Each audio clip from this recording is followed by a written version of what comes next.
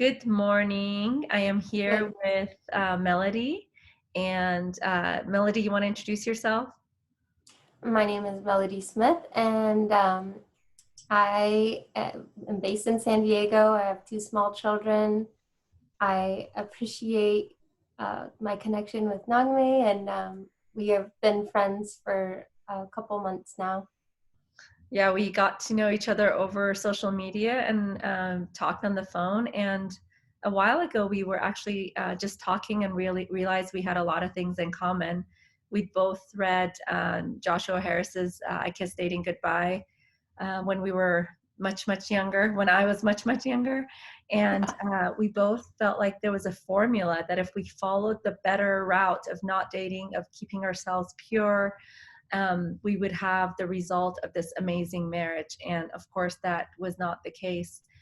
What was your thought when you were reading that book, and how did you see that not play out, I guess? And what did you learn from that?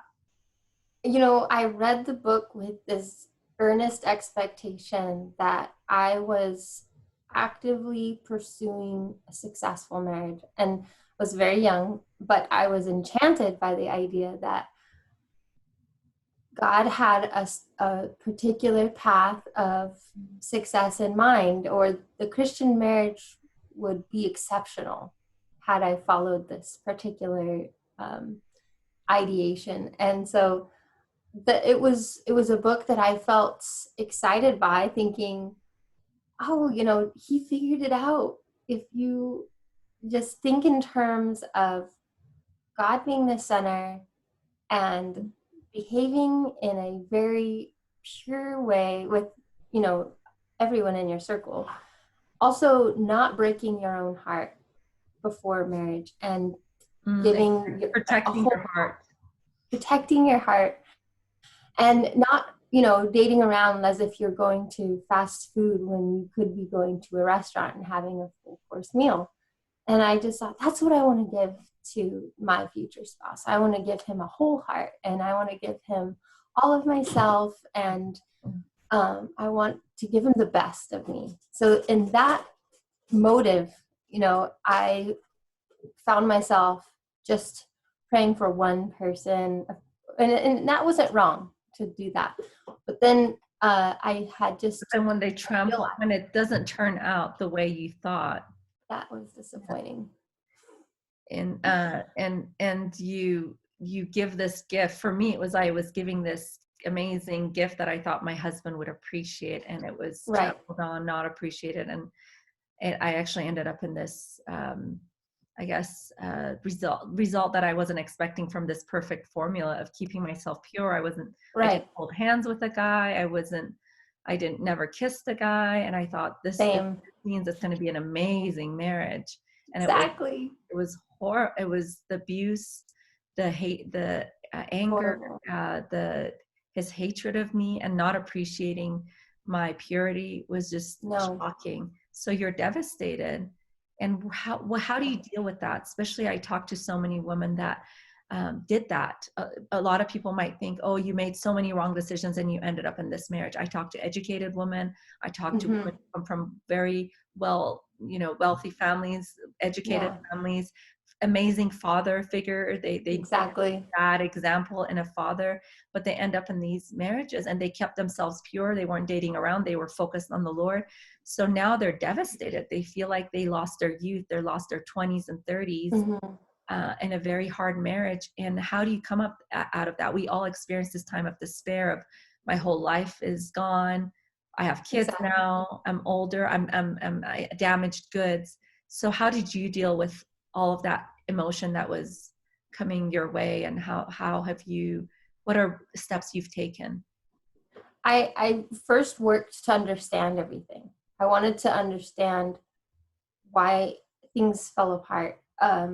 Despite what I had intended or wanted or put effort toward, my own purity for him was disregarded. Mm-hmm. And I would remind him of it, like, you're the only man I've ever been with. You're the only man I've ever Exactly. kissed.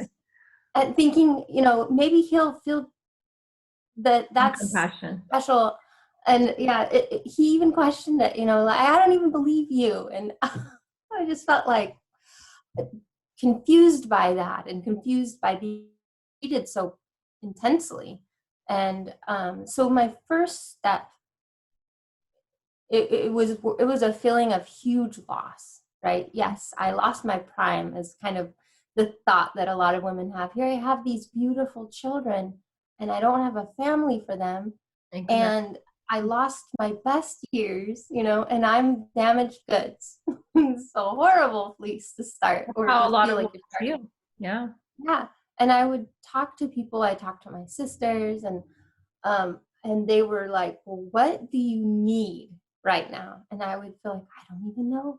I don't know what I need. So this is what I had to do, is I had to identify what I was feeling. I had to work with people who comprehended abusive marriages, abusive Christian marriages. I had to feel like Mm, I could be understood, and then I could understand others. So mm, finding women like myself was a huge part of my healing. And then just actually studying what God's love really does mm, look like and should feel like. And just imagining myself, I am not possessed by a man. I am a child of God, and I am honorable in that position. And as his child, I can come boldly to the throne of grace, mm, and I can just express my needs and feel like God sees me and who I am in Christ. I had to revisit that. Who mm, did he create me to be, and what is his calling for me? It actually became my morning was turned into dancing, mm. because I was imagining my life as this beautifully painted picture for a long time. People didn't know that the picture was actually crying because it was maybe beautiful externally, but inside it was so sad, right? Oh, yeah. We hid our abuse from a lot of people because we wanted to protect our husbands. And So we this wanted to beautifully, believe that fake outside. We wanted to portray something it's that a was different. facade, Yeah. but our husbands wanted a facade, right? Exactly. In my case, it was like, don't tell anybody, Mhm. always. And so that picture, I had to grieve the loss of the picture, but then it was a blank canvas. And I became so excited to think God is going to write anything he wants for me in this canvas, and that possibilities are limitless. And now I'm in a position to have this canvas in my heart, and God to give me and restore what was Yeah. lost, and Yes. make me capable of a ministry that I was never capable of before. And That's it. I just Yes. I have to believe that, and I believe how God restored Job. Job lost everything, and people, his wife told him, curse God and die. Mm. And he didn't. He believed, and he was sure and confident that God was going to reward his heart. I And agree. You said something that's really important. If any of you are out there that are in this time of despair, that you've lost your youth, you've kept yourself pure, you focus on the Lord, and this is the result. Is one, you understand broken woman in a way that you would have never understood it. God is birthing a ministry out of this that you would have never ever imagined in your life. So God uses all of that for us to so true. understand the broken. I've thought about it in the last few months in this time of social distancing. If I could choose a route where I had the perfect marriage versus what I had, where would I go? I would still go this route because I understand. I am sitting with the broken. I'm crying with them. I would have never understood what you're talking about just now if I Definitely. had not gone through it. So that's worth it. But also, as Christians, if we live in this world, if we look at all the losses, if we our views is this world, we're losers. But when we have spiritual perspective, Mm-hmm. heavenly perspective, we're winners. We've grown spiritually. You said my relationship with the Lord is at a level it's never been in terms Yeah. of finding my identity in him, finding my beauty in him. Whereas the way we've grown spiritually, the intimacy with Christ, and also being able to help other broken women to be able to walk with the broken instead of being this high place of pride and not being, not understanding what a broken woman is talking about. So looking at it spiritually, it's actually, we haven't lost anything, and God will restore. He's a God of restoration. We have to believe that, no matter how many years it's going to take.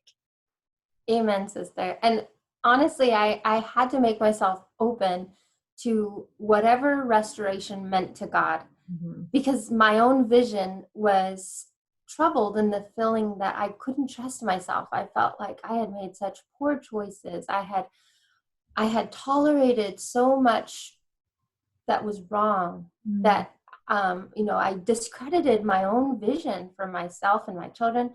And so I have been given a word, and God's was just trust. It was just one word, but I meditate Yeah, go ahead. because it's essential to knowing and actually taking each step toward his promises. One step forward, every step forward is one in the direction where God is leading us. And the way he's restored me already, it's amazing physically. Mhm. We can be restored.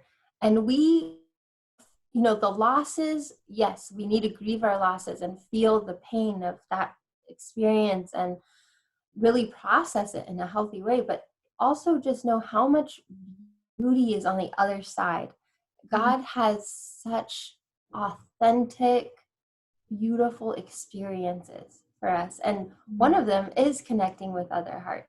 And I had this like such narrow world view, before, where, like you said, and not understanding women the Mhm. way we do now. And also feeling like judgmental without wanting to or knowing I was, Exactly. I Mhm. was never mentioned, but how could I? I had no concept of what true brokenness was until now. And And um, judging women who really need compassion, I always thought in the back of my exactly, mind, what was your part in it? You probably weren't, and, that's what I used to think. yeah.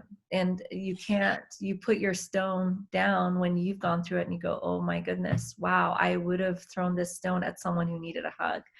And one thing I want to say to end before we end this is one of my greatest joy, like, and is my relationship with women. Here at TAF, there's like such an Yes, intimacy with the women that are there, and just being able to connect in our brokenness, but also just the blessing of meeting people like you, and finding sisters that we can just connect with at such a deep level. And this brokenness in my life has given me so much blessing, and these friendships that are so amazing, that are a gift from God. And like you said, we can't tell God how we want that restoration to look like. A lot of people wanted a restored marriage for me, and that's what I wanted, but God has restored me, and he's mm, refreshed me. He is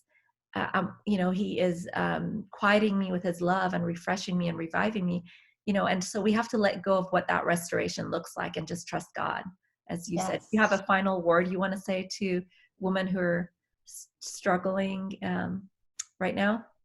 I would say that rather than seeking out people who maybe don't have experience with painful experiences, I would encourage women to seek out like-minded souls Mm. who know how to pray for you, because it's just there's just something more healing about connecting with someone who can say, I've been there.